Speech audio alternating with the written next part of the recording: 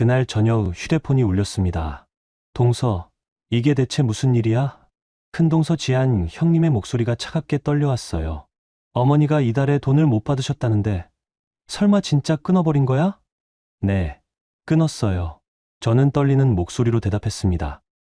미쳤어. 어머니가 얼마나 당황해 하시는데. 지금 당장 송금해. 형님, 저는 뭐, 변명할 거리도 없으면서 전화 너머로 들려오는 호통에 저는 아무 말도 할 수 없었어요. 2년 동안 매달 100만 원씩 혼자서 감당해온 무게가 갑자기 목을 조여왔거든요. 수연아, 너 정말 못된 년이다. 그 순간 눈물이 쏟아졌습니다. 하지만 그들은 몰랐어요. 제가 왜 그런 결정을 내렸는지, 그 뒤에 숨겨진 진실이 무엇인지를요. 여러분의 구독, 좋아요는 더 많은 사연을 만드는 힘이 됩니다. 안녕하세요. 저는 올해 41살인 오수연이라고 합니다. 2024년 봄이었어요. 시아버지가 돌아가신 지 벌써 2년이 지났는데 저희 부부는 여전히 시어머니 모시기에 여념이 없었습니다. 매달 생활비로 100만 원씩 드리고 병원비며 각종 경조사비까지 챙기며 살았거든요. 제가 격리팀 과장으로 일하고 있어서 가게 사정은 넉넉한 편이었지만 그래도 두 사람이 벌어서 새 집안을 책임진다는 게 쉽지만은 않더라고요. 그런데 이상했어요. 시어머니는 늘 큰아들 얘기만 하셨거든요. 매번 저희가 갈 때마다 역시 장남이 효자야. 세훈이가 어머니 생각을 제일 많이 해. 이런 말씀을 하시는 거예요. 저희가 돈도 드리고 병원 모시기도 하는데 말이죠. 처음엔 그러려니 했습니다. 큰아들이 특별하다고 생각하시는 어머니들이 많으시잖아요. 그날도 평소와 다름없었어요. 퇴근하고 집에 와서 저녁 준비를 하는데 남편 태겸이가 휴대폰을 보더니 표정이 굳어지는 거예요. 왜 그래? 하고 물었더니 휴대폰을 제게 건네주더라고요. 문자 하나가 와 있었는데요. 이금융권에서 온 대출 이자 납부 안내였습니다. 순간 머리가 하얘졌어요. 저희 집 형편에 이금융권까지 손을 댈 이유가 없거든요. 여보, 이게 뭐야? 대출을 왜 받았어? 아, 그게... 태겸이는 고개를 푹 숙이고 말을 못하더라고요. 몇 번을 재촉해서야 겨우 입을 열었습니다. 어머니 병원비가 생각보다 많이 나왔어. 그리고 용돈도 맞춰드려야 하고 우리 월급만으론 좀 빠듯해서 그냥 조금만 빌렸어. 그 말을 듣는 순간 가슴이 철렁 내려앉았어요. 저희가 벌어들이는 돈이 충분한데도 빚을 져야 할 만큼 나갈 돈이 많다는 게 이상했거든요. 그동안 가계부를 꼼꼼히 적어뒀는데 어디로 돈이 새고 있는 건지 감이 안 왔습니다. 병원비가 얼마나 나왔길래 그래? 어머니 정기검진이면 보험도 되잖아. 그냥 이것저것 검사를 많이 하셨나 봐. 미안해, 수연아. 태겸이는 미안하다는 말만 반복했어요. 하지만 뭔가 석연치가 않았습니다. 시어머니가 특별히 아픈 데가 있는 것도 아니고 정기검진 정도로는 큰 돈이 나갈 리가 없거든요. 그날 저녁 시어머니 댁에 인사드리러 갔어요. 현관문을 열고 들어가니까 거실에서 웃음소리가 들리더라고요. 아주버님 내외분도 와 계시더라고요. 저희가 들어가니까 시어머니가 환하게 웃으시면서 말씀하시는 거예요. 어머, 우리 세훈이 왔네. 역시 장남이 달라. 아주버님 최세훈 씨가 뭔가 고급스러운 포장지를 들고 와서는 득이양양한 표정을 짓고 있었어요. 시어머니는 그걸 받으시면서 연신 고마워하셨죠. 어머니, 이건 몸에 좋다고 해서 가져왔습니다. 비싸긴 하지만 건강이 우선이니까요. 고마워, 세훈아. 너 같은 아들 둬서 참 복 받았어. 그 순간 시어머니가 태겸이를 보시더니 차갑게 말씀하시는 거예요. 태겸아, 너도 형 좀 본받아야지. 형이 얼마나 효자인데. 저는 그 순간 뭔가 이상하다는 생각이 들었어요. 저희가 매달 100만 원씩 드리고 있는데도 아주버님이 가끔 선물 하나 사다 드리면 그게 더 큰 효도처럼 여겨지는 게 말이 안 됐거든요. 더 이상한 건 큰동서 지한 형님이었어요. 평소와 달리 저를 쳐다보는 눈빛이 왠지 차갑고 계산적이었어요. 그때 세운 아주버님이 태겸이에게 말씀하시는 거예요. 태겸아, 요즘 어머니 몸이 안 좋으시더라. 병원비도 많이 나오고. 아주버님, 저희가 드리고 있는 거 아시잖아요. 아, 그래? 근데 좀 부족한가 보네. 어머니가 그러시던데. 그 말을 들으니까 갑자기 뒷목이 서늘해졌어요. 부족하다고요? 저희가 매달 100만 원씩 드리는데도 부족하다는 게 말이 됩니까? 집에 돌아와서 태겸이와 진지하게 이야기를 나눴습니다. 저는 가계부를 펼쳐놓고 지난 2년간의 지출 내역을 보여줬어요. 여보, 우리가 어머니께 드린 돈만 해도 2천만 원이 넘어. 병원비며 경조사비까지 합치면 3천만 원은 좋게 될 거야. 그래도 어머니가 부족하시다는데. 부족하다고? 이 돈이면 혼자 사시기에 충분하고도 남잖아. 태겸이는 계속 변명만 했지만 저는 확신했어요. 어디선가 돈이 새고 있다는 것을요. 그리고 그 구멍이 생각보다 클 수도 있다는 두려움도 함께 밀려왔습니다. 그날 밤 잠이 안 왔어요. 계속 숫자들이 머릿속을 맴돌았거든요. 저희가 드린 돈들, 병원비라고 나간 돈들, 그리고 갑자기 생긴 이금융권 대출까지. 뭔가 맞지 않는 퍼즐 조각들이 있었어요. 다음 날 아침, 태겸이가 출근하고 나서 저는 가계부를 다시 펼쳐봤습니다. 지난 2년간의 지출 내역을 한 줄씩 점검해봤어요. 매달 생활비 100만 원, 병원비 평균 50만 원, 명절이나 생신 때 따로 드린 돈까지 합치면 월 평균 거의 200만 원씩 나갔더라고요. 이렇게 많은 돈이 나갔는데도 부족해서 대출까지? 중얼거리며 계산기를 두드리는데 갑자기 소름이 돋았어요. 혹시 저희가 드린 돈이 진짜로 시어머니한테만 쓰이고 있는 건지 의문이 든 거예요. 그리고 태겸이가 했던 말이 떠올랐어요. 어머니 용돈도 맞춰드려야 하고. 용돈을 맞춘다는 표현이 이상했거든요. 정해진 액수가 있는 것처럼 들렸어요. 그 순간 휴대폰이 울렸어요. 시어머니한테서 전화가 온 거예요. 수연아, 오늘 저녁에 와라. 할 얘기가 있어. 목소리가 평소보다 차가웠어요. 뭔가 좋지 않은 일이 생겼다는 걸 직감했습니다. 그날 저녁 시어머니 댁에 가니까 분위기가 심상치 않았어요. 아주버님 내외분도 와 계셨는데 다들 저를 보는 시선이 차가웠거든요. 마치 죄인을 보는 것 같은 느낌이었어요. 시어머니가 저를 거실 소파에 앉으시더니 바로 본론을 꺼내시는 거예요. 수연아, 너 요즘 계산이 빠르다더라? 어머니, 무슨 말씀이세요? 태겸이가 돈 얘기를 하던데. 어머니한테 드리는 돈이 많다고. 저는 순간 당황했어요. 태겸이가 시어머니께 그런 얘기를 했다는 게 믿어지지 않았거든요. 분명히 저는 돈을 줄이자는 게 아니라 영수증만 확인하자고 했는데요. 어머니, 그게 아니라 저희 형편도 고려해서. 형편? 너희 둘 다 돈 잘 버는 거 내가 다 아는데 무슨 형편? 그때 지한 형님이 옆에서 거드시는 거예요. 어머님 말씀이 맞아요. 동서 월급이 얼마인지 우리가 모르는 줄 아나? 순간 등골이 서늘해졌어요. 제 월급을 어떻게 아시는 거죠? 태겸이가 말한 건가요? 형님, 제 월급을 어떻게? 태겸이가 말했지. 월급도 많고 보너스도 꽤 나온다면서. 그 순간 배신감이 밀려왔어요. 태겸이가 제 개인정보를 시댁 식구들한테 다 말하고 다녔다는 거잖아요. 저는 아주버님의 월급이나 지한 형님 연봉에 대해서는 한 번도 들어본 적이 없는데 말이에요. 시어머니가 계속 말씀을 이어가셨어요. 수연아, 너 시집 와서 우리 집안에서 받은 게 얼마나 많은지 알아? 어머니, 태겸이 차 살 때도 우리가 도와줬고 너희 전세금 마련할 때도 도움 줬잖아. 그런데 이제 와서 효도비를 줄인다고? 저는 정말 기가 막혔어요. 차를 살 때 받은 도움이라는 게 고작 300만 원이었고 전세금은 저희가 대출받아서 마련한 건데 무슨 도움을 줬다는 건지 모르겠더라고요. 그때 세운 아주버님이 입을 여시는 거예요. 재수 씨, 우리 어머니가 돈이 많은 줄 아십니까? 아버지 돌아가시고 나서 얼마나 힘드신지 모르시나 봐요. 아주버님, 그래서 저희가 매달 드리고 있지 않습니까?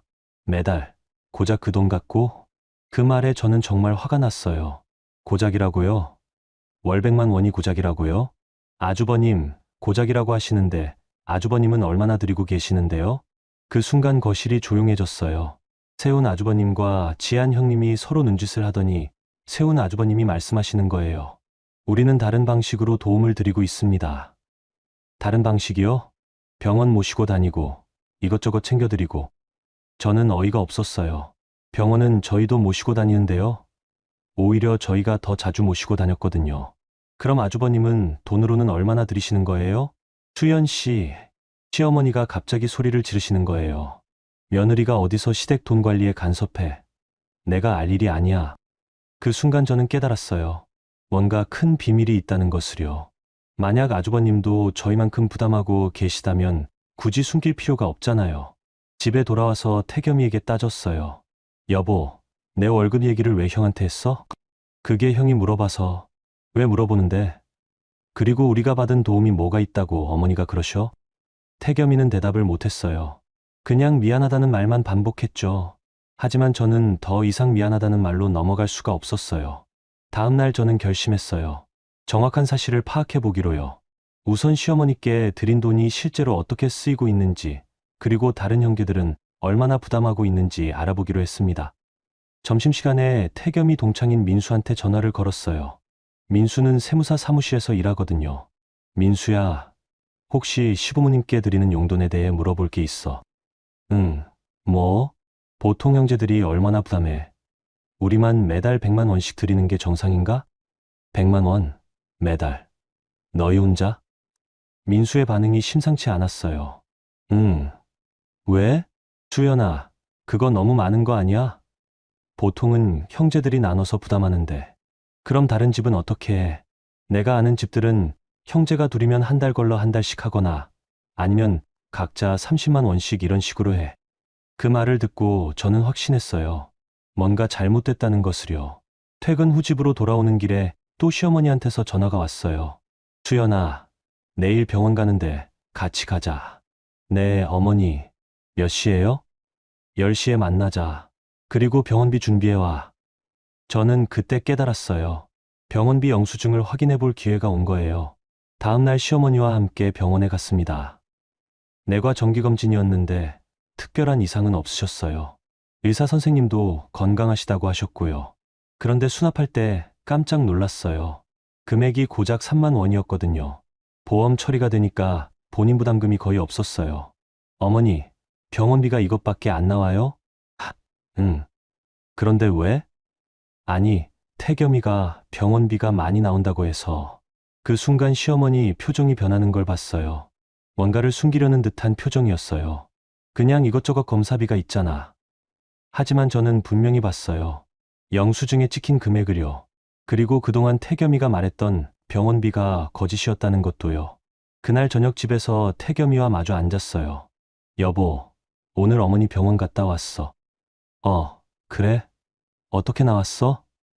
건강하시대. 그런데 병원비가 3만 원밖에 안 나왔어. 태겸이 얼굴이 하얗게 변했어요.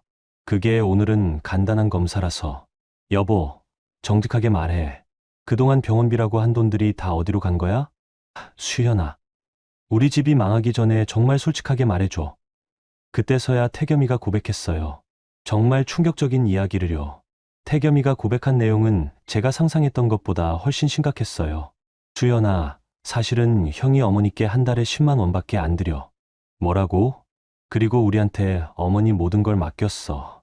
생활비, 병원비, 용돈 전부. 저는 순간 어지러웠어요. 그럼 저희가 매달 100만 원씩 드리는 동안 아주버님은 고작 10만 원만 드렸다는 거예요?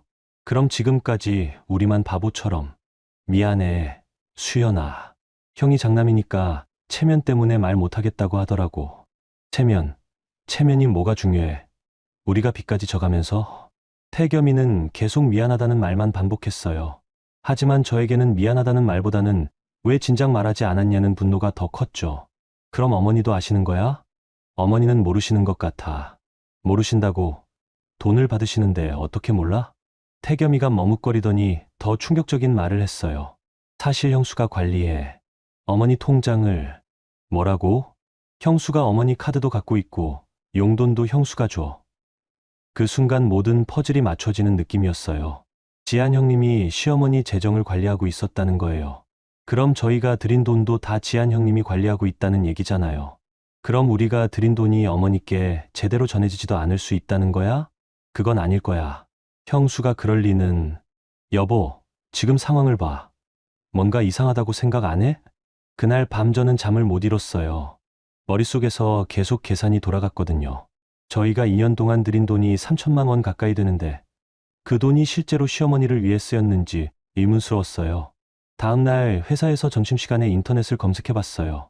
시부모 용돈 적정 금액, 형제 간 부양비 분담 이런 검색어로요. 그리고 충격적인 사실을 알았어요. 보통은 형제가 공평하게 분담하거나 경제력에 비례해서 분담한다는 거예요.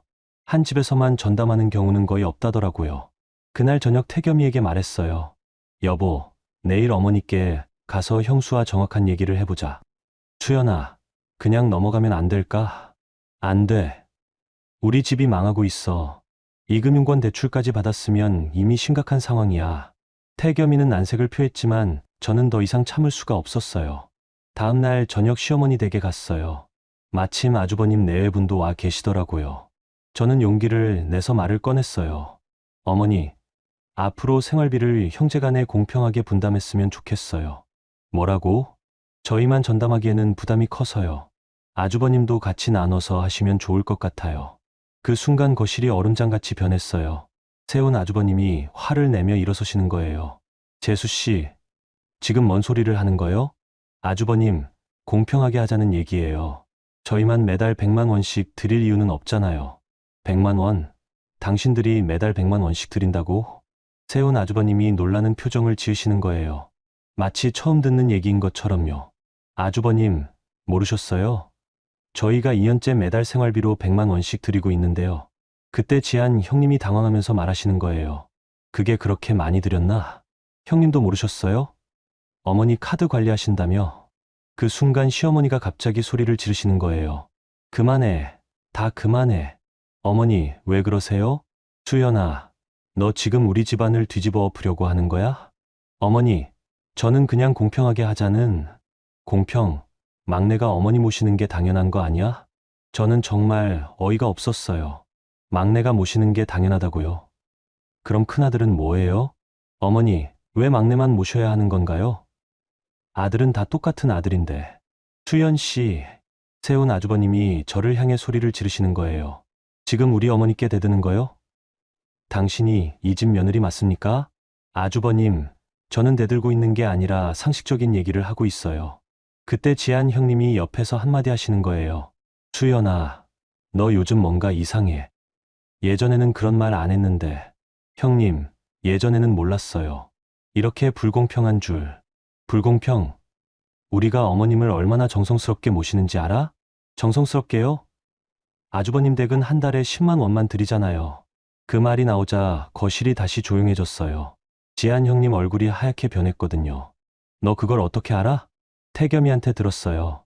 아주버님 댁이 한 달에 10만 원만 드린다고. 시어머니가 갑자기 태겸이를 쳐다보시면서 닥치시는 거예요. 태겸아, 너 왜 그런 얘기를 했어? 태겸이는 땀을 뻘뻘 흘리면서 대답도 못했어요. 저는 그 모습을 보면서 확신했어요. 뭔가 큰 비밀이 있고 그걸 숨기려고 모두가 애쓰고 있다는 것을요. 어머니, 정확히 누가 얼마씩 드리는지 공개해 주세요. 수연아, 그런 거 내가 알 필요 없어. 있어요. 저희만 바보처럼 돈 바치고 있는 건 아닌지 확인하고 싶거든요. 그 말에 세운 아주버님이 완전히 화를 내시는 거예요. 바치고 있다고? 지금 효도를 바친다는 식으로 말하는 겁니까? 아주버님, 그럼 뭐예요? 저희만 전담하는 게 정상인가요? 우리는 다른 방식으로 도움을 드리고 있어요. 다른 방식이 뭐예요? 한 달에 10만 원이 다른 방식인가요? 그때 지한 형님이 갑자기 일어서면서 가방을 챙기시는 거예요. 여보, 우리 가자. 이런 얘기 더 듣고 싶지 않아. 지한아. 어머님, 죄송해요. 수연이 때문에 기분 상하셨죠? 저는 정말 기가 막혔어요. 자기들이 잘못하고 있으면서 저를 나쁜 사람으로 만들고 있는 거예요. 형님, 저는 잘못한 게 없어요. 공평하게 하자고 했을 뿐이에요. 공평? 내가 생각하는 공평이 뭔데? 각자 경제력에 맞게 부담하는 거요. 그 말에 세운 아주버님이 코웃음을 치시는 거예요. 경제력? 당신들이 우리보다 못 번다고 생각하세요? 그럼 더 많이 버시면 더 많이 부담하셔야죠. 재수 씨. 시어머니가 다시 소리를 지르시는 거예요. 너 정말 못됐다. 시집와서 이런 식으로 집안을 흔들어? 그 순간 저는 깨달았어요. 제가 아무리 논리적으로 말해도 아무리 상식적인 제안을 해도 저는 영원히 집안을 흔드는 못된 며느리가 될 거라는 것을요. 아주버님 내외분이 나간 후 시어머니가 저에게 마지막으로 하신 말씀이 지금도 잊혀지지 않아요. 수연아, 너 앞으로 이런 소리 다시 하면 우리 집에 들어오지 마. 알겠어? 집에 돌아오는 길에 저는 결심했어요. 이제는 다른 방법을 찾아야겠다고요. 분명히 뭔가 숨겨진 진실이 있을 거예요. 그리고 그걸 밝혀내야 제가 살 수 있을 것 같았어요. 시어머니의 최후 통첩을 받고 집으로 돌아온 저는 정말 막막했어요. 태겸이는 계속 미안하다는 말만 반복했고 앞으로 어떻게 해야 할지 갈피를 잡을 수가 없었거든요. 그런데 더 큰 문제가 기다리고 있었어요. 다음날 아침 태겸이가 출근 준비를 하는데 휴대폰에 또 문자가 온 거예요. 이번에는 은행에서였는데 대출 연장 관련 안내였어요. 여보, 이게 뭐야? 대출이 하나 더 있어? 태겸이 얼굴이 새하얗게 변하는 걸 봤어요. 그게 미안해. 미안하긴 뭐가 미안해. 도대체 빚이 얼마나 있는 거야? 그때서야 태겸이가 제대로 고백했어요. 제가 알고 있던 이금융권 대출 외에도 은행 대출이 더 있었고 심지어 카드 대출까지 있었다는 거예요. 전부 합치면 한 8천만 원 정도야. 뭐라고? 저는 순간 앉은 자리에서 일어날 수가 없었어요. 8천만 원이라니요. 우리 집 전세금보다 많은 빚이었거든요. 왜 진작 말 안 했어? 말하면 너만 걱정될까 봐서. 걱정. 이미 우리 집 망한 거 아니야? 태겸이는 울먹이면서 계속 미안하다고 했지만 저에게는 더 이상 미안하다는 말이 와닿지 않았어요. 그동안 제가 모르는 사이에 우리 집이 이미 파탄 상태까지 가 있었다는 게 믿어지지 않았거든요. 이자만 해도 한 달에 얼마나 나가는데? 한 200만 원 정도. 200만 원? 우리 월급보다 많잖아. 그제야 저는 깨달았어요. 왜 태겸이가 그렇게 시어머니 눈치를 봤는지, 왜 그렇게 돈 얘기를 꺼려 했는지요. 이미 감당할 수 없을 정도로 상황이 악화되어 있었던 거예요. 그날 회사에서 일이 손에 잡히지 않았어요. 계속 숫자만 머릿속에 맴돌았거든요. 우리가 시어머니께 드린 돈 3천만 원, 그리고 현재 우리 빚 8천만 원. 이런 상황에서도 앞으로 매달 100만 원씩 더 드려야 한다는 게 현실적으로 불가능했어요. 점심시간에 민수한테 다시 전화를 걸었어요. 민수야, 나 진짜 큰일 났어. 왜? 무슨 일이야? 우리 집 빚이 8천만 원이야. 시어머니 모시느라고. 뭐, 그게 말이 돼? 부모님 모시는데 그렇게 빚이 날 수가 있어? 그러게, 나도 말이 안 된다고 생각해. 수연아, 그거 뭔가 이상해. 정상적인 부양이라면 그럴 리가 없어. 민수의 말을 듣고 저는 확신했어요. 분명히 뭔가 잘못된 것이 있다는 것을요. 그날 저녁 집에 돌아와서 태겸이와 진지하게 대화를 나눴어요. 여보, 우리 이제 정말 솔직하게 얘기해야 해. 어머니께 드린 돈이 정말로 어머니를 위해서만 쓰였을까? 그건 나도 잘 모르겠어. 모른다고. 내가 직접 드린 거잖아. 형수한테 드렸어. 형수가 관리한다고 해서. 저는 그때 깨달았어요. 지한 형님이 모든 돈을 관리하고 있다면 그 돈이 실제로 어떻게 쓰였는지 확인할 방법이 없다는 것을요. 그럼 영수증이나 가계부 같은 건 받아본 적 없어?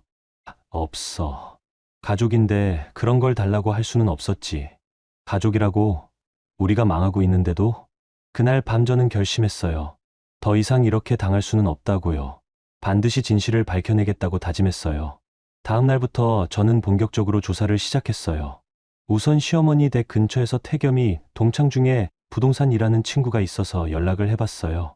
진호야, 나 좀 부탁할 게 있어. 뭔데? 우리 시어머니 댁 근처 부동산 시세 좀 알아봐 줄 수 있어? 응, 주소만 알려줘. 며칠 후 진호한테서 충격적인 소식을 들었어요. 수연아, 너희 시어머니 댁이 언제부터 전세로 바뀐 줄 알아? 뭐라고? 전세요? 응, 작년 초부터 전세로 나와 있어. 그것도 보증금이 3억이야. 저는 순간 머리가 하얘졌어요. 시어머니가 자기 집에 살고 계시는 줄 알았는데 전세였다는 거예요? 그럼 지금까지 저희가 드린 생활비는 뭐였던 건가요? 그럼 집주인은 누구야?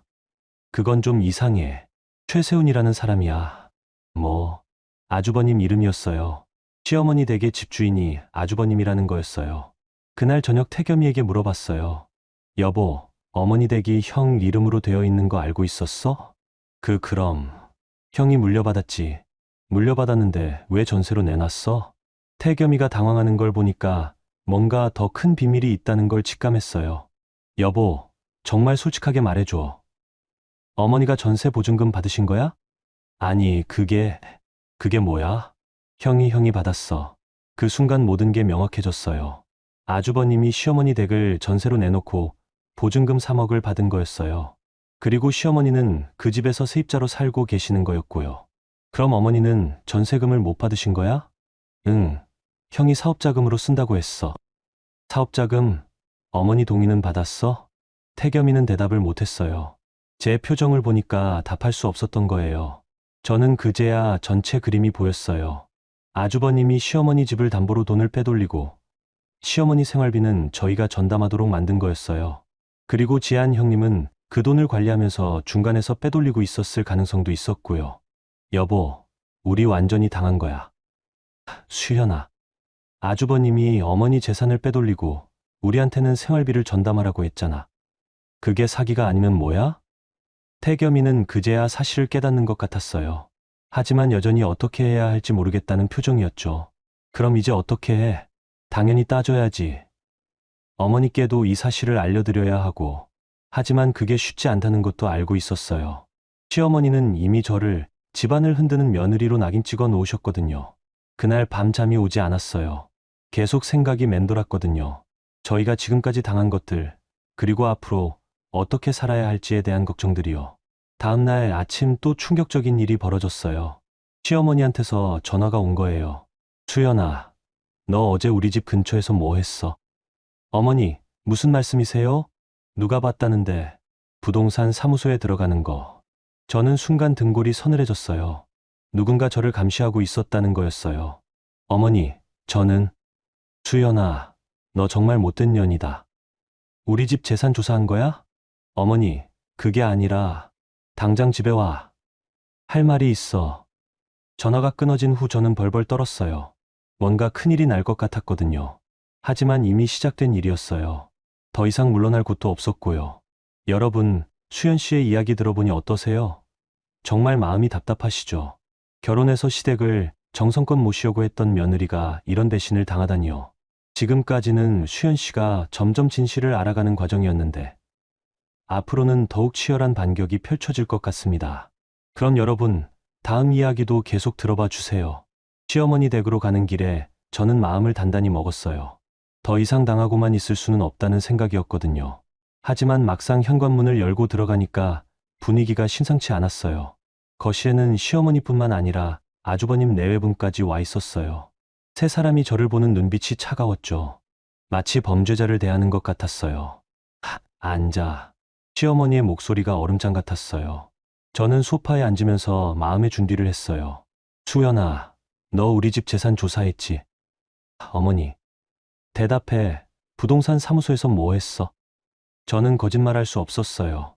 이미 들켜버린 상황에서 변명을 늘어놓는 것보다는 당당하게 맞서는 게 낫겠다고 생각했어요. 네, 알아봤어요.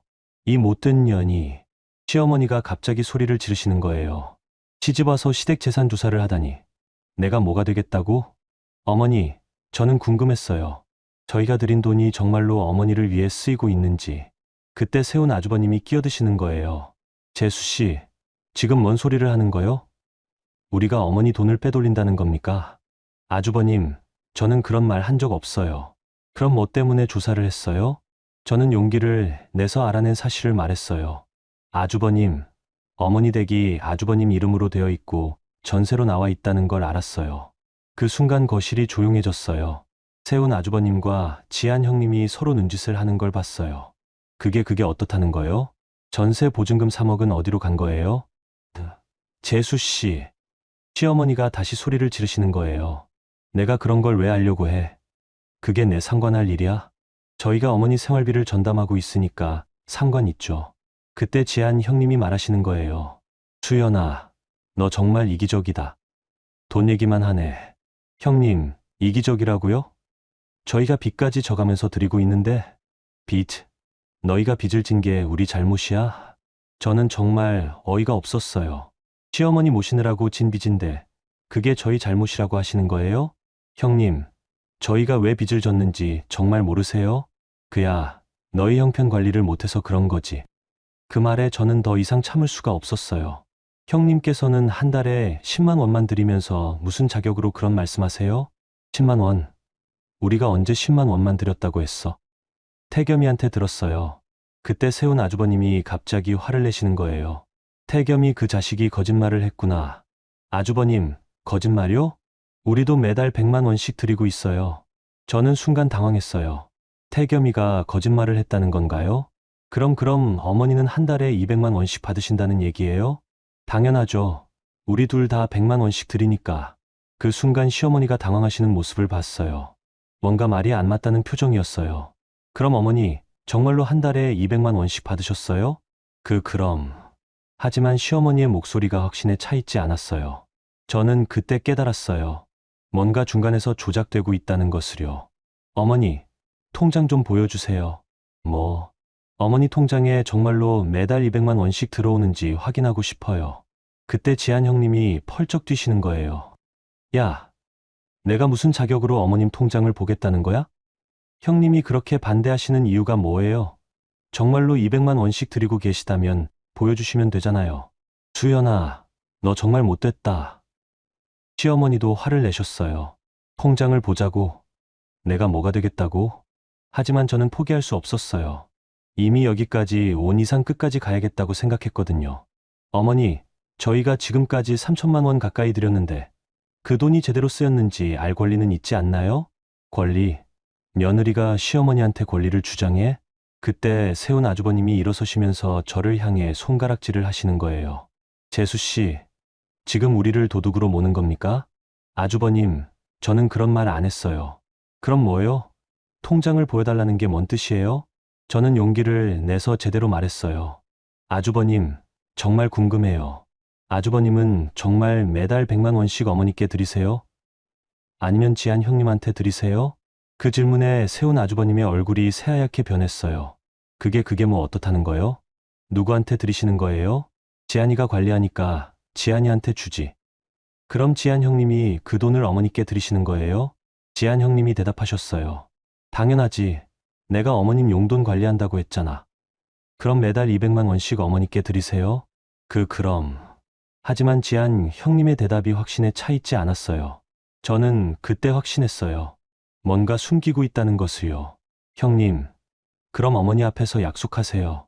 앞으로 저희가 드리는 돈과 아주버님 댁이 드리는 돈을 모두 어머니께 투명하게 보고하겠다고. 뭐, 가계부를 작성해서 어머니께 보고하시면 돼요. 저희도 그렇게 할 테니까. 그 순간 지한 형님이 완전히 당황하시는 걸 봤어요. 세운 아주버님도 마찬가지였고요. 재수 씨, 그런 거 할 필요 없어요. 우리는 가족이잖아요. 가족이니까 더 투명해야죠. 시어머니가 갑자기 일어서시면서 소리를 지르시는 거예요. 그만해. 다 그만해. 수연아, 너 정말 이 집을 뒤집어 엎으려고 하는구나. 어머니, 저는 나가. 당장 나가. 어머니, 다시는 이 집에 들어오지 마. 저는 그렇게 시어머니 댁에서 쫓겨났어요. 하지만 포기할 생각은 없었어요. 오히려 더 확신이 들었거든요. 분명히 뭔가 큰 비밀이 있고 그들이 필사적으로 숨기려고 한다는 것을요. 집으로 돌아오는 길에 저는 결심했어요. 이제는 다른 방법을 써야겠다고요. 법적으로 알아볼 수 있는 방법이 있을 거라고 생각했어요. 그날 저녁 태겸이에게 말했어요. 여보, 우리 이제 제대로 해보자. 뭘? 변호사한테 상담받아보자. 지금까지 당한 게 법적으로 문제가 없는지. 태겸이는 걱정스러운 표정을 지었어요. 수연아, 가족 간에 그렇게까지 해야 할까? 가족, 우리를 가족으로 생각했으면 이렇게 속이지 않았을 거야. 저는 그날 밤 인터넷으로 변호사 사무실을 알아봤어요. 그리고 다음 날 바로 상담 예약을 잡았습니다. 더 이상 당하고만 있을 수는 없었거든요. 변호사 상담을 받기 위해 사무실에 갔을 때 저는 떨렸어요. 이런 일로 변호사를 만나게 될 줄은 꿈에도 몰랐거든요. 하지만 더 이상 혼자서는 해결할 수 없을 것 같았어요. 변호사 선생님은 박정환이라고 하시는 분이었는데 가족법 전문이라고 하더라고요. 저는 그동안 있었던 일들을 자세히 말씀드렸어요. 변호사님, 저희가 시어머니께 드린 돈이 3천만 원 가까이 되는데 그 돈이 제대로 쓰였는지 확인할 방법이 있을까요? 박 변호사님이 심각한 표정으로 들어주시더니 말씀하시는 거예요. 일단 부양 의무는 법적으로 모든 자녀에게 있어요. 한 자녀만 전담할 의무는 없죠. 그럼 저희만 부담하는 게 잘못된 거예요? 네, 그렇죠. 그리고 말씀하신 전세 보증금 문제도 심각해요. 부모님 재산을 자녀 중 한 명이 독차지하면서 부양 의무는 다른 자녀에게 떠넘긴 것 같은데요. 저는 그제야 확신이 들었어요. 역시 저희가 당하고 있었던 거예요. 변호사님, 그럼 어떻게 해야 하나요? 우선 증거를 수집해야죠. 그동안 들인 돈에 대한 기록, 그리고 상대방이 실제로 얼마나 부담했는지에 대한 증거가 필요해요. 증거요? 네. 통장 거래 내역, 카카오뱅크나 온라인 송금 기록, 그런 것들이요. 그리고 부동산 등기부등본도 떼어봐야 해요. 박 변호사님은 제게 구체적인 방법들을 알려주셨어요. 그리고 한 가지 중요한 조언도 해주셨죠. 수연님, 이런 일은 감정적으로 접근하면 안 돼요. 철저하게 법적, 합리적으로 접근해야 해요. 상담을 마치고 나서 저는 마음이 한결 가벼워졌어요. 제가 잘못 생각한 게 아니었고 실제로 문제가 있었다는 걸 확인했거든요. 집에 돌아와서 태겸이에게 말했어요. 여보, 변호사님이 우리가 맞다고 하셨어. 정말? 응. 우리만 전담할 의무 없다고 하시네. 그리고 형이 어머니 재산 독차지한 것도 문제라고 하시고. 태겸이는 복잡한 표정을 지었어요. 그럼 이제 어떻게 해? 증거를 모아야 해. 우리가 그동안 들인 돈 기록하고 형네는 실제로 얼마나 들였는지 알아봐야 하고. 다음 날부터 저는 본격적인 증거 수집에 나섰어요. 우선 저희 통장 거래 내역을 뽑아봤어요. 지난 2년간 시어머니께 송금한 기록이 모두 나와 있더라고요. 총 2,800만 원이었어요. 그리고 부동산 등기부등본도 떼어봤어요. 확실히 시어머니 댁이 세운 아주버님 이름으로 되어 있었고 2023년에 근저당이 설정되어 있었어요. 이상해. 근저당이 왜 설정되어 있지? 저는 다시 부동산 사무소에 가서 물어봤어요. 근저당이 설정되어 있다는 건 대출을 받았다는 뜻이죠? 네, 맞아요. 이 금액을 보니까 꽤 큰 돈을 빌리셨네요. 얼마나요? 2억 5천만 원이네요. 저는 깜짝 놀랐어요. 세운 아주버님이 시어머니 집을 담보로 2억 5천만 원을 빌렸다는 거였어요. 그럼 전세 보증금하고 합치면 5억 5천만 원이네요? 그렇죠. 집값이 6억 정도니까 거의 한 개까지 빼신 거네요. 저는 그제야 전체 그림이 보였어요. 세운 아주버님이 시어머니 집으로 총 5억 5천만 원을 빼낸 거였어요. 그리고 시어머니 생활비는 저희가 전담하도록 만들었고요. 그날 저녁 태겸이에게 이 사실을 말했어요. 여보, 형이 어머니 집으로 5억 5천만 원을 빼냈어. 뭐라고? 근저당 대출 2억 5천, 전세 보증금 3억, 합치면 5억 5천이야. 태겸이는 말을 못했어요. 그 규모가 상상을 초월했거든요. 그럼 형이 그 돈으로 뭘 한 거지? 모르지. 하지만 분명한 건 어머니는 그 사실을 제대로 모르고 계신다는 거야. 저는 그날 밤 계획을 세웠어요. 이제는 시어머니께 이 사실을 알려드려야겠다고 생각했어요. 설령 저를 미워하시더라도 어머니가 알 권리는 있다고 생각했거든요. 다음 날 오후에 시어머니께 전화를 드렸어요. 어머니, 잠깐 뵐 수 있을까요? 중요한 얘기가 있어서요. 수연아, 너 또 무슨 소리 하려고? 어머니에 관한 중요한 일이에요. 결국 시어머니가 만나주시기로 했어요. 하지만 아주버님 내외부는 오지 말라고 하시더라고요. 시어머니 댁에 가서 저는 조심스럽게 말을 꺼냈어요. 어머니, 혹시 세운 아주버님이 이 집으로 대출받은 거 알고 계세요? 대출? 무슨 대출? 어머니, 이 집에 근저당이 설정되어 있어요. 2억 5천만 원. 시어머니의 얼굴이 하얗게 변했어요. 뭐라고? 그럴 리가 없어. 저는 등기부등본을 보여드렸어요. 시어머니는 그걸 보시더니 손이 떨리시는 거예요. 이게 뭐야? 어머니, 그리고 이 집이 전세로 나와 있는 것도 알고 계셨어요? 전세. 시어머니는 아무것도 모르고 계셨어요. 세운 아주버님이 어머니께는 아무 말씀도 안 드리고 집을 담보로 돈을 빼낸 거였어요. 어머니, 세운 아주버님한테 물어보셔야 해요. 이 돈이 어디로 갔는지. 그때 갑자기 현관문이 열리는 소리가 들렸어요. 세운 아주버님이 들어오시는 거였어요. 어머니, 무슨 일이세요? 세운 아주버님이 제가 있는 걸 보더니 표정이 굳어졌어요.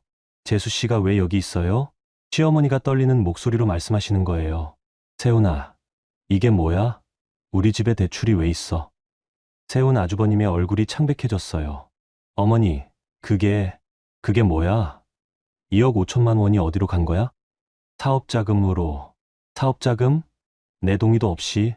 그 순간 세훈 아주버님이 저를 쳐다보면서 화를 내시는 거예요. 재수 씨, 당신이 어머니한테 무슨 말을 한 거요? 아주버님, 사실을 말씀드린 거예요. 어머니가 알 권리가 있잖아요. 권리? 당신이 무슨 권리로 우리 집안 일에 간섭해요? 저희가 어머니 생활비 전담하고 있으니까 알 권리가 있어요. 시어머니가 갑자기 소리를 지르시는 거예요. 세훈아, 정말로 내 집으로 그렇게 큰 돈을 빼낸 거야? 어머니, 사업 때문에 어쩔 수 없이. 어쩔 수 없이? 내 동의도 없이? 그 순간 저는 깨달았어요. 시어머니도 피해자셨다는 것을요. 세훈 아주버님이 어머니를 속이고 재산을 빼돌린 거였어요. 어머니, 그리고 전세 보증금 3억도 아주버님이 받으셨어요. 시어머니가 세훈 아주버님을 쳐다보시는 눈빛이 차가워졌어요. 세훈아, 그것도 정말이야? 세훈 아주버님은 대답을 못했어요. 이미 들통난 상황이었거든요. 그날 저는 시어머니와 함께 진실을 알게 되었어요. 그리고 이제는 세훈 아주버님과 본격적인 대결이 시작될 거라는 것도 알았어요. 시어머니가 진실을 알고 나서 분위기가 완전히 바뀌었어요. 세훈 아주버님은 변명하기 바빴지만 이미 증거가 명확한 상황에서 빠져나갈 길이 없었거든요. 어머니, 사업이 잘 안 되어서 어쩔 수 없이 내 집을 담보로 그렇게 큰 돈을 빼내놓고. 시어머니의 목소리가 떨리셨어요. 분노와 배신감이 섞여 있었죠. 그럼 그동안 수연이가 혼자 내 생활비를 댔다는 거야? 어머니, 그게 아니라 저희도 뭐 10만 원 주면서 100만 원 준다고 거짓말했잖아. 그때 지한 형님이 들어오셨어요. 상황을 파악하시더니 당황하는 기색이 역력했어요. 어머님, 무슨 일이에요? 지한아, 너도 알고 있었지? 우리 집에서 그렇게 큰 돈 빼낸 거. 지한 형님은 대답을 못했어요. 표정만 봐도 다 알고 있었다는 게 뻔했거든요. 저는 그때 또 하나의 증거를 꺼내들었어요. 지한 형님 명의로 된 고급 아파트 계약서였어요. 제가 민수한테 부탁해서 알아낸 거였거든요. 어머니, 지한 형님이 작년에 강남에 아파트 하나 더 사셨어요. 뭐라고? 전액 현금으로요. 가격이 12억이에요. 시어머니가 지한 형님을 쳐다보시는 눈빛이 차가워졌어요. 지한아, 그게 정말이야? 어머님, 그게 어디서 그 돈이 나왔어? 지한 형님은 대답을 못했어요. 저는 계속해서 말했어요. 어머니, 세훈 아주버님이 어머니 집에서 빼낸 5억 5천만 원하고 딱 맞아떨어져요. 사업자금이라고 했는데 실제로는 부동산 투자에 쓰신 거예요. 세훈 아주버님이 갑자기 화를 내며 일어서시는 거예요. 재수 씨, 당신이 어디까지 조사한 거요? 아주버님, 제가 조사한 게 아니에요. 다 공개된 정보예요. 등기부등본이면 누구나 볼 수 있거든요. 당신 정말 못된 년이야. 그 순간 시어머니가 세훈 아주버님을 향해 소리를 지르시는 거예요.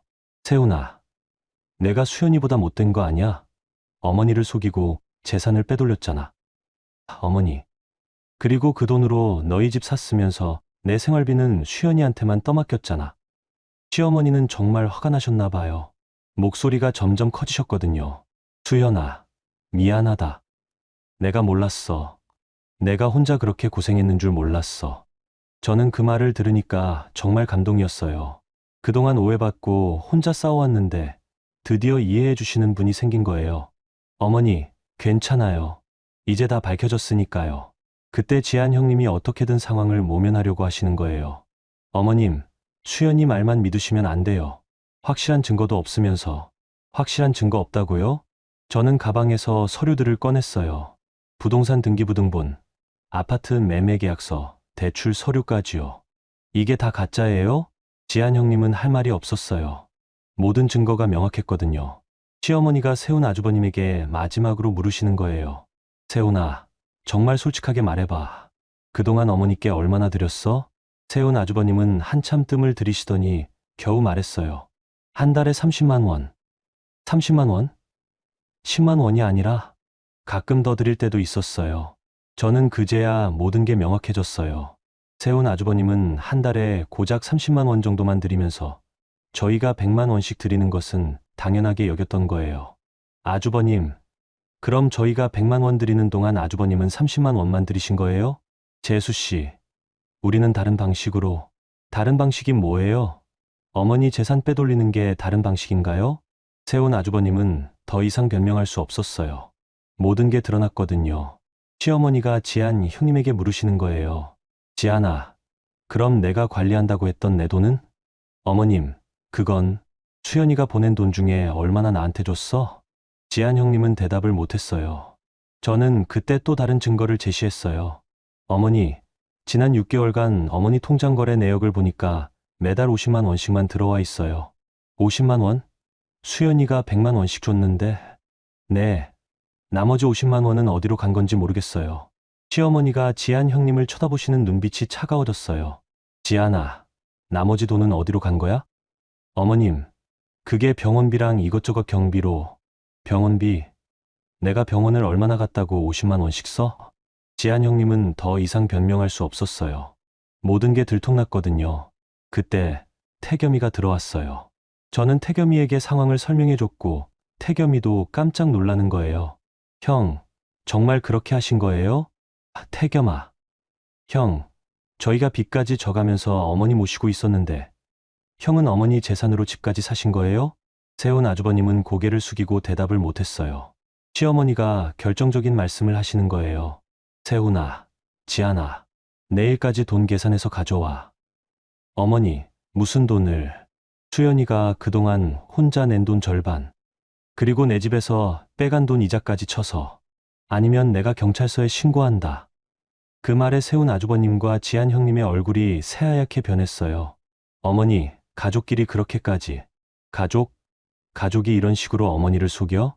시어머니는 정말 화가 많이 나신 것 같았어요. 평생 믿었던 큰아들에게 이렇게 배신당하셨으니까요. 수연아, 정말 미안하다. 내가 혼자 그렇게 고생했는데 몰라서. 어머니, 괜찮아요. 이제 다 해결됐으니까요. 그날 저는 집으로 돌아오면서 정말 후련했어요. 드디어 진실이 밝혀졌고 시어머니도 제 편이 되어 주셨거든요. 하지만 세훈 아주버님과 지한 형님이 순순히 넘어갈 리는 없다는 걸 알고 있었어요. 분명히 마지막 발악을 할 거라고 생각했죠. 그 다음날 아침 일찍 시어머니한테서 전화가 왔어요. 수연아, 큰일 났어. 세훈이가 밤새 도망갔어. 뭐라고요? 짐 다 빼고 사라졌어. 지한이도 같이. 저는 깜짝 놀랐어요. 설마 그렇게까지 할 줄은 몰랐거든요. 급하게 시어머니 댁으로 갔는데 정말 집이 텅 비어 있었어요. 가구며 가전제품이며 갓나가는 건 다 가져간 것 같았어요. 어머니, 연락은 안 되세요? 전화를 안 받아. 문자도 안 와. 시어머니는 정말 충격을 받으신 것 같았어요. 아들이 이렇게까지 할 줄은 꿈에도 몰랐을 테니까요. 어머니, 이제 어떻게 하시겠어요? 수연아, 미안하다. 내가 어떻게 해야 할지 모르겠어. 저는 시어머니가 너무 안쓰러웠어요. 평생 믿었던 아들에게 이런 배신을 당하셨으니까요. 어머니, 제가 변호사님께 상의해 볼게요. 다시 박정환 변호사님을 찾아갔어요. 상황을 설명하니까 변호사님도 심각한 표정을 지으시더라고요. 이건 횡령이에요. 부모님 재산을 무단으로 처분한 거니까. 그럼 법적으로 문제가 되는 거예요? 당연하죠. 고발할 수 있어요. 변호사님은 구체적인 절차를 알려주셨어요. 우선 시어머니가 직접 고발장을 내야 한다고 하시더라고요. 하지만 가족 간의 일이니까 조정을 통해 해결하는 것도 방법이에요. 시어머니께 돌아가서 말씀드렸더니 많이 고민하시는 거예요. 수연아, 그래도 내 아들인데. 어머니, 하지만 이대로 넘어가시면 계속 당하세요. 결국 시어머니가 결심하셨어요. 법적 절차를 밟기로요. 더 이상 참을 수 없다고 하시더라고요. 고발장을 접수하고 일주일 정도 지났을 때 세훈 아주버님한테서 연락이 왔어요. 태겸이한테 전화를 한 거였어요. 형이 만나자고 해요. 어디서? 변호사 사무실에서. 합의하고 싶다고 해요. 드디어 항복하는구나 싶었어요. 아마 법적으로 불리하다는 걸 깨달았나 봐요. 변호사 사무실에서 만났는데 세훈 아주버님과 지한 형님이 완전히 초라한 모습이었어요. 며칠 사이에 얼굴이 많이 상해 있었고요. 재수 씨, 미안합니다. 세훈 아주버님이 고개를 숙이며 말하시는 거예요. 아주버님, 저한테 사과할 일이 아니에요. 어머니께 해야죠. 시어머니도 오셨는데 아들을 보시는 눈빛이 차갑기만 했어요. 세훈아, 이제 와서 미안하다고 하면 뭐해? 어머니, 정말 죄송해요. 사업이 어려워서 어쩔 수 없이. 어머니한테 말도 안 하고 박 변호사님이 본격적인 협상에 들어갔어요. 우선 부당하게 취득한 재산부터 정리해야죠. 세훈 아주버님이 떨리는 목소리로 말했어요. 집은 팔 수가 없어요. 대출이 너무 많아서. 그럼 어떻게 하시겠다는 거예요? 분할 상환으로 매달 일정 금액씩 갚을게요. 지한 형님도 울먹이면서 말했어요. 어머님, 정말 죄송해요. 저희가 잘못했어요. 결국 합의가 성사됐어요. 세훈 아주버님이 매달 200만 원씩 3년 동안 갚기로 했어요. 그리고 앞으로 시어머니 부양비도 공평하게 분담하기로 했고요. 그리고 수연님이 그동안 혼자 부담한 금액의 절반을 즉시 변제하셔야 해요. 얼마예요? 1,500만 원이에요. 세훈 아주버님의 얼굴이 새하얗게 변했지만 어쩔 수 없이 받아들였어요. 법적으로 더 불리한 상황에 처할 수 있었거든요. 합의서에 서명하고 나서 시어머니가 세훈 아주버님에게 마지막으로 말씀하시는 거예요. 세훈아, 앞으로는 정직하게 살아라. 어머니를 이렇게 배신하고도 잘 살 수 있을 줄 알지 마라. 어머니, 정말 죄송해요.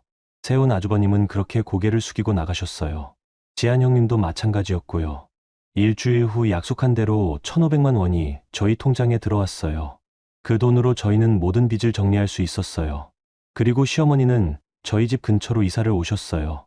더 이상 혼자 사시기 힘들어 하셔서 저희가 모시기로 했거든요.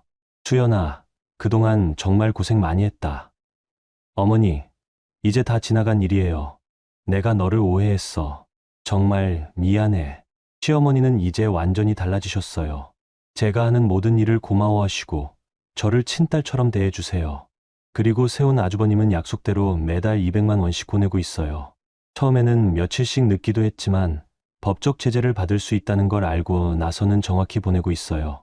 어느 날 태겸이가 저에게 말하더라고요. 수연아, 내가 아니었으면 우리 집 정말 망했을 것 같아. 우리가 함께 이겨낸 거지. 아니야. 너 혼자 다 해낸 거야. 나는 그냥 따라다니기만 했어. 태겸이도 많이 달라졌어요. 이제는 집안일도 적극적으로 도와주고 시어머니께도 정성껏 모셔요. 몇 달 전에는 세훈 아주버님이 찾아왔어요. 정말 초라한 모습이었어요. 어머니, 재수씨, 정말 죄송합니다. 이제 와서 뭐하러 왔어? 시어머니는 여전히 차갑게 대하셨어요. 사업이 완전히 망했어요. 집도 경매로 넘어갔고, 그래서 다시 가족이 될 수 없을까요? 시어머니가 단호하게 말씀하시는 거예요. 세훈아, 가족이 되려면 신뢰가 있어야 해. 너는 그 신뢰를 저버렸어. 세훈 아주버님은 그렇게 허탈한 모습으로 돌아가셨어요. 지한 형님은 그 후로 한 번도 모습을 드러내지 않고 있어요. 지금 저희는 정말 행복하게 살고 있어요. 시어머니와도 좋은 관계를 유지하고 있고 경제적으로도 안정되었거든요. 무엇보다 더 이상 속지 않는다는 자신감이 생겼어요. 가끔 생각해보면 정말 아찔한 일이었어요. 만약 제가 그때 포기했다면 저희는 정말 망했을 거예요. 빚더미에 앉아서 평생 고생했을 거고요. 하지만 진실은 언젠가 밝혀지게 되어 있는 것 같아요. 아무리 교묘하게 숨기려고 해도 결국엔 드러나게 마련이더라고요. 그래서 저는 지금 비슷한 상황에 처한 분들께 꼭 말씀드리고 싶어요. 포기하지 마세요. 분명히 진실을 밝혀낼 방법이 있을 거예요. 그리고 혼자 힘들어하지 마시고 전문가의 도움을 받으시기 바라요. 돈 문제는 감정으로 해결되지 않아요. 철저하게 계산하고 법적으로 접근해야 해요. 가족이라는 이름으로 불공평한 일을 당하고 계신다면 용기를 내서 맞서세요. 저처럼 행복한 결말을 맞으실 수 있을 거예요. 여러분, 오늘 수연 씨 이야기 어떠셨어요? 정말 가슴이 답답하면서도 시원한 이야기였죠. 처음에는 착한 며느리로 살려고 했던 수연 씨가 점점 진실을 알아가면서 당당하게 맞서는 모습이 정말 인상적이었어요. 누구나 살아가면서 불공평한 일을 당할 수 있잖아요. 특히 가족이라는 이름으로 감정에 휘둘려서 손해를 보는 경우가 많은데 수연 씨처럼 용기를 내서 진실을 밝혀내는 게 정말 중요한 것 같아요. 가족이어도 투명해야 하고 공정해야 한다는 교훈을 주는 이야기였죠. 그리고 혼자 끙끙 앓지 말고 전문가의 도움을 받는 것도 정말 현명한 선택이었고요. 수연 씨가 마지막에 시어머니와 좋은 관계를 만들어낸 것도 참 보기 좋았어요. 진실이 밝혀지고 나니까 오히려 더 가까워질 수 있었잖아요. 여러분께도 이런 이야기가 작은 위로와 지혜가 되었으면 좋겠네요. 힘든 상황에 처하셨을 때 포기하지 마시고 끝까지 해보시기 바라요. 그럼 오늘 이야기는 여기서 마치겠습니다. 구독과 좋아요 부탁드립니다.